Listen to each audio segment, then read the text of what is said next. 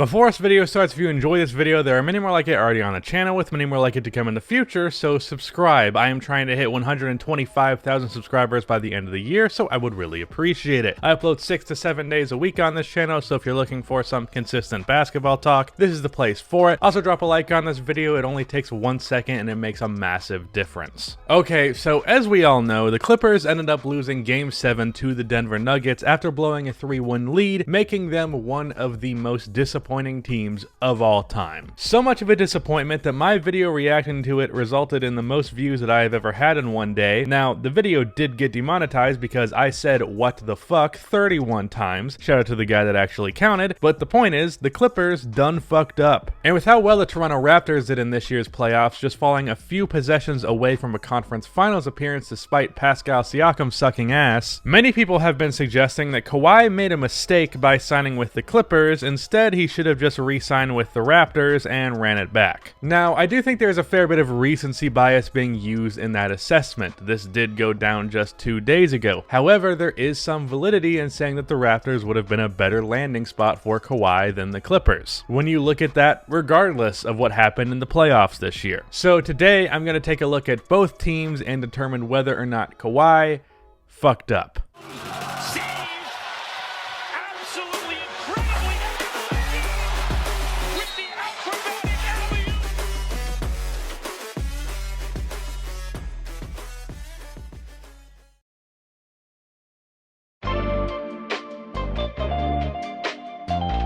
So without using hindsight, let's look at the Raptors situation at the time that Kawhi made his free agency decision. I think a lot of people have gotten the misconception based on Kawhi's amazing performance in the 2019 playoffs that he carried this Raptors team, when that is not the case. And though I felt the Raptors became a little bit overrated as the season went along because I did not feel they were a contender by any means, and a lot of people did, and obviously I was right about that because they lost in the second round, I was still far from surprised that this Raptors team was pretty fucking good without Kawhi, because this was a well-built team. In the 2019 playoffs, though, there were no big-time scorers stepping up for the Raptors outside of Kawhi. There were still a lot of guys on this team that had no problem scoring the ball when they needed to. Kyle Lowry averaged 15, 5, and 7 in the playoffs, had many big scoring performances. He had 2 20-plus point games in both the finals and the conference finals. And of course, Pascal Siakam averaged 19 points a game in the playoffs on 54% true shooting, which sadly is more points per game on way better efficiency than what Pascal put up this year, but that is neither here nor there. Siakam also had 6 25-plus point games, including a 30 bomb on the Golden State Warriors where he went 14 for 18, which is 82% shooting. And even though Fred VanVleet was not good at the start of the playoffs, to end the playoffs, in the last 9 games he averaged 15 a game, shooting 53% from 3. Now yeah, Kawhi carried a majority of the offensive load, but it wasn't just a straight up carry job.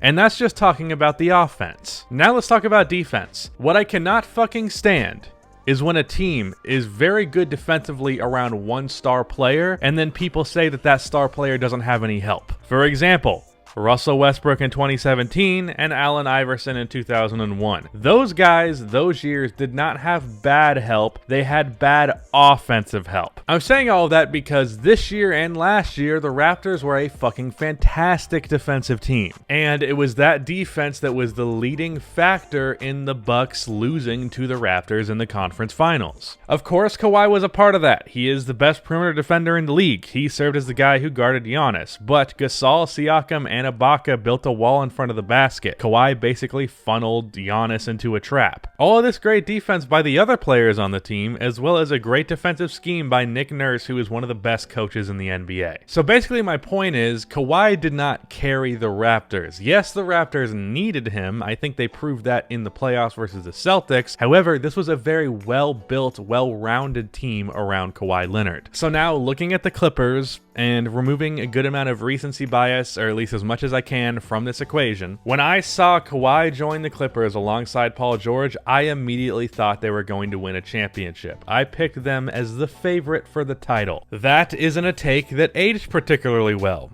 and I'm fully aware of that. However, it doesn't bother me because I have already gotten the worst take of my career out of the way. I tweeted that Luka and Trey were not top 5 prospects. The Clippers losing does not top that. And now because of that, every NBA Instagram page has posted about it, and there was even a fucking article written about it. So if you think you're hurting me by calling out that particular take, trust me, dude, I'm already broken. But this Clippers team was completely deserving of high expectations and being viewed as a championship favorite despite what bitch-ass Paul George says. Now, I do think the Clippers got way too much of a break from the media with them acting like they were a perfect roster, because they absolutely were not. Even though I expected the Clippers to win the title, I did make a video on a critical flaw that I saw with the Clippers, that flaw being difficult shot making being the foundation of their offense. That's something we will talk about more in a bit. Me being right about that is the only solace that I can take in the original take being wrong. But the point is, it's not like the Raptors roster was better than the Clippers roster, because it's actually not. 2 of the best 6 men in the game, one of the 15 best players in the league, at least in the eyes of most at that time, coming off of what was the best season of his career, as well as some role players like Zubac, Landry Shamet, Patrick Beverley, and JaMychal Green. This team had the foundation to be very good with a guy like Kawhi Leonard, and they were. In the regular season, they had the 3rd best record in the league. And that was with Kawhi and Paul George missing a good chunk of the season and then not even getting to play together that much. When they did play together, they had something like an 85% win percentage. But this Clippers roster, this team, is the definition of better on paper than in reality. The main thing that separates the Raptors from the Clippers is the Raptors were built perfectly around Kawhi Leonard. Because ironically, based on the different narratives we were hearing, if I'm picking one of these two teams where Kawhi would have to carry,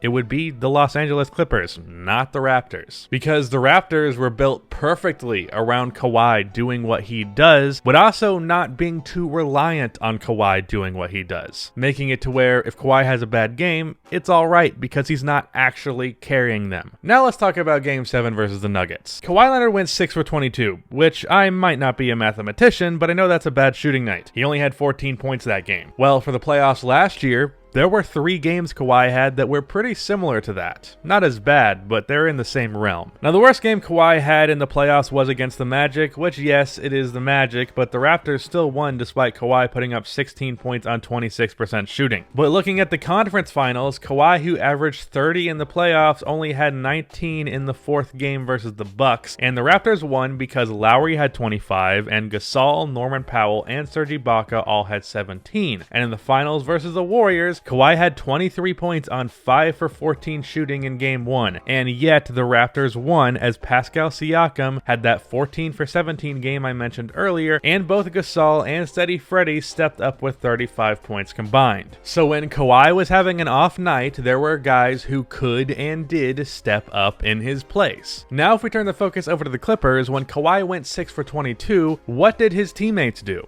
Well, MVPG, or Playoff P, or Only Hits Clutch Shots and Gatorade Commercials PG, went 6 for 14. Last year's 6th Man of the Year, Lou Williams, went 2 for 11, and Marcus Morris, who's supposed to serve as the 5th scorer, went 2 for 9. So there was no teammate having Kawhi's back there, and is this because the Raptors roster was more talented than the Clippers roster? No, because it wasn't. Though I would say the difference in talent between those two rosters is not as significant as some people made it out to be, I do think the Raptors had a worse team in terms of on paper. However, what made the difference between the Raptors core and the Clippers core was chemistry. This Raptors group before Kawhi had been together for a couple of years, and they all both liked each other, but more importantly understood each other. All of this led by Kyle Lowry, who is the definition of a winning player and a leader, as well as the coach of the year, Nick Nurse, who obviously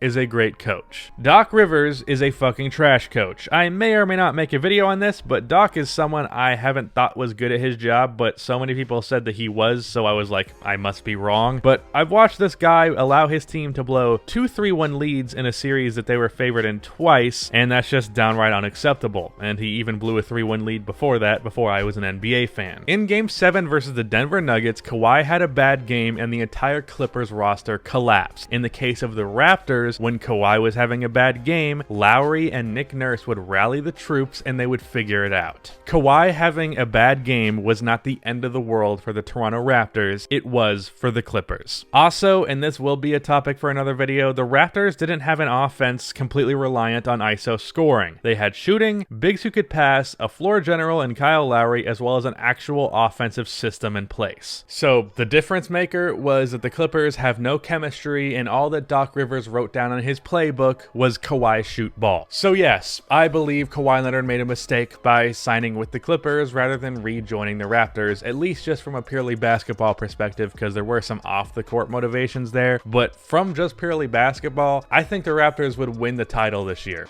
genuinely, if Kawhi was on the team. But he is now at home watching the playoffs on his couch, and I can't say I expected that for Kawhi Leonard. So that is the end of this video. Please be sure to like and subscribe for more NBA content like this, and cue the outro music.